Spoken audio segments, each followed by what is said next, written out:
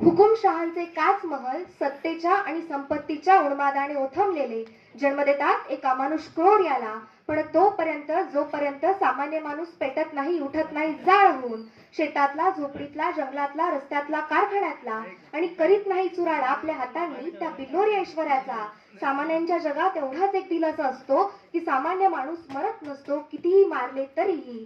सामान्य माणूस मरत नसतो कितीही मारले तरीही.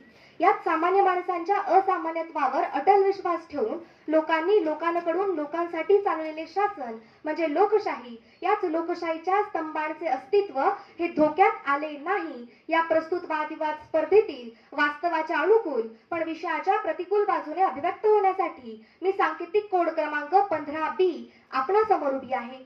सन्मान्य विचारमंच, निष्पक्षपातीपणे गुंडाळ करणारे सुज्ञ व तज्ञ परीक्षकगण, श्रोते हो आणि स्पर्धक मित्रमैत्रिणींनो, माझे प्रतिस्पर्धी जे म्हणत आहे त्यांनी यापुढेही म्हणतील की लोकशाहीच्या स्तंभांचे अस्तित्व हे धोक्यात आले आहे. त्या माझ्या सर्व प्रतिस्पर्धी मित्रमैत्रिणींना सांगू इच्छिते की जिथे काही टपलेले वैरी असतात तिथे जपणारेही असतात. काही स्वार्थी राजकारणी जरी असले तरी निस्वार्थ सेवा करणारे नेतेही असतात. म्हणूनच गुंड प्रवृत्तींना कधीच व्हायचे नसते, तर उलट गुंडांना नमविणे हे सर्वात सोपे असते. कारण सत्य हे परेशान होते पण पराजित कधीच होत नाही, हे कधी विसरू नका.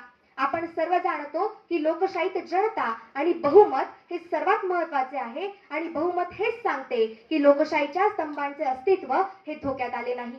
मित्रांनो, लोकशाहीची इमारत ही मजबूत 4 स्तंभांवर उभी आहे. Legislature, executive, judiciary and media. अर्थातच संसद, न्यायपालिका, प्रशासन आणि प्रसार माध्यमे हे लोकशाहीचे 4 स्तंभ आहेत. कारण त्यांना एक महत्वाचे स्थान आणि कर्तव्य आहे. 4 स्तंभ त्यांचे कामकाज, जबाबदाऱ्या, कर्तव्य हे समाजाभिमुख आणि व्यवस्थितरित्या पार पाडतात. त्यातूनच एक आदर्श लोकशाही बळकट होते. लोकशाहीचा आधार असलेली सहिष्णुता, संयम आणि विवेक हे लोकशाहीच्या 4ही स्तंभात आहेत. मित्रांनो, प्रसार माध्यमे हे लोकशाहीचे 3 आधारस्तंभ आणि सामान्य जनता यांच्यामधील एकमेव दुवा आहे. संसदेत किंवा विधिमंडळात जे काही विविध कायदे समित केले जातात त्यांची माहिती जनसामान्यांना देण्याचे काम ही प्रसार माध्यमे करत असतात. सोबतच जनसामान्याच्या समस्या आणि प्रतिक्रिया शासनांपर्यंत पोहोचवण्याचे काम सुद्धा ही माध्यमेच करत असतात. लोकशाहीच्या प्रत्येक स्तंभाकडे एक वेगळी जबाबदारी आहे जी एकत्रितपणे राष्ट्राच्या सुरळीत कामकाजाची खात्री घेते.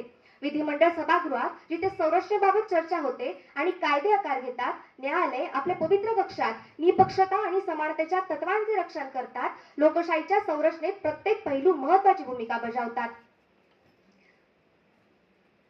सामान्यांच्या आवाजाची गुंफण जसजशी गुंफत जाते तसतसे प्रशासनाचा एक एक घटक कार्यक्षमतेने काम करतो. मित्रांनो, लोकशाहीचा पहिला स्तंभ म्हणजे विधिमंडळ. लोकशाहीत विधिमंडळ हे लोकांच्या इच्छा आणि स्वप्नांना मूर्त रूप देते. कार्यकारी मंडळ हा लोकशाहीचा दुसरा स्तंभ आहे. कार्यकारी मंडळ हे कायदे अंमलात आणते आणि त्यांची अंमलबजावणी करते.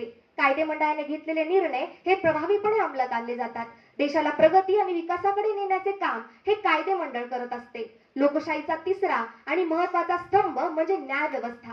न्यायव्यवस्था आजही न्याय आणि स्वातंत्र्य, समानतेच्या तत्वांचे रक्षण करते, सामाजिक न्याय प्रस्थापित करते.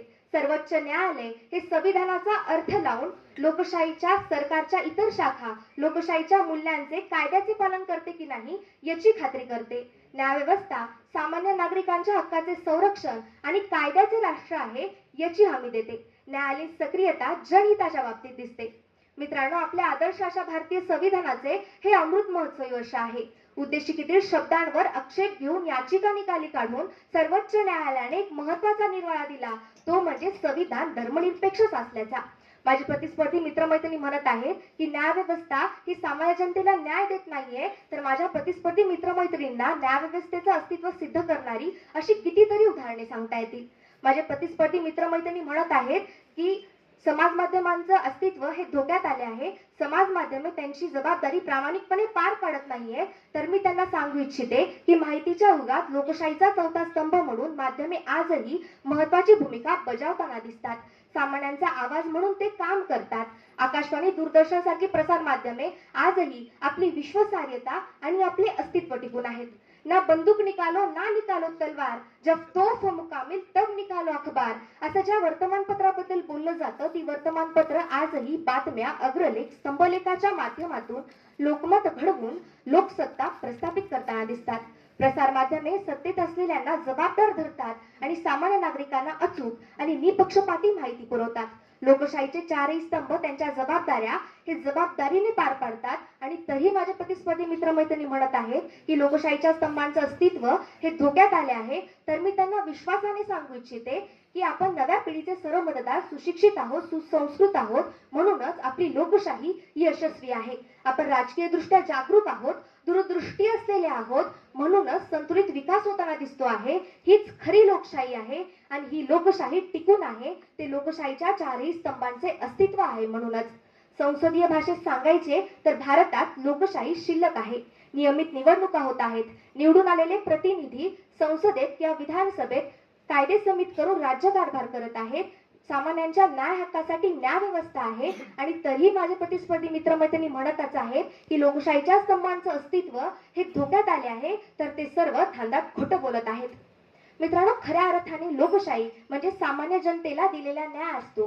सामान्यांचे जीवन सुखकर कसे होईल हे पाहणे असते. जनतेचे हित कल्याण पाहणे असते. हीच मानवतावादी भूमिका लोकशाहीचे चारही स्तंभ अर्थातच विधिमंडळ, न्यायपालिका, प्रशासन आणि प्रसार माध्यमे हे प्रामाणिकपणे निभवताना दिसतात. लोकशाहीच्या चारही स्तंभांचं अस्तित्व आहे, म्हणूनच आपली लोकशाही ही आदर्श आहे. माझ्या वाणीला विराम देताना एवढेच म्हणेन की मित्रांनो, तुम्ही आवेशपूर्ण बोलून लोकशाहीच्या स्तंभाचं अस्तित्व हे धोक्यात आले आहे हे सांगण्याचा जरी प्रयत्न केला तरी एक कायम लक्षात ठेवा की वास्तव हे कधीच बदलत नसते आणि वास्तव हेच आहे की लोकशाहीच्या स्तंभांचे अस्तित्व हे धोक्यात आले नाही. मी माझ्या या बाजूवर ठाम राहते. माझ्या सर्व प्रतिस्पर्धी मित्रमैत्रिणींना लोकशाहीच्या स्तंभाचे अस्तित्व हे धोक्यात आले नाही हे सत्य पाहण्याची